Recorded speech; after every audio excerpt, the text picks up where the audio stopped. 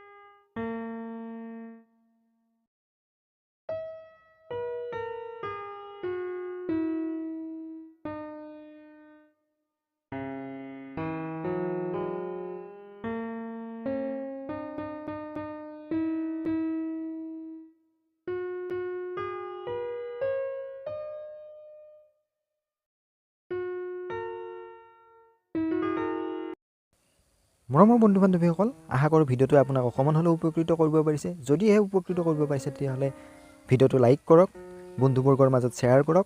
এনেকুৱা ধৰণৰ তথ্য সমৃদ্ধ ভিডিঅ'সমূহ পাই থাকিবলৈ চেনেলটো ছাবস্ক্ৰাইব কৰি ৰাখক। পুনৰবাৰ লগ পোৱাৰ প্ৰতিশ্ৰুতিৰে আজিলৈ ইমানতে এৰিছোঁ। ভিডিঅ'টো শেষলৈ চোৱাৰ বাবে ধন্যবাদ।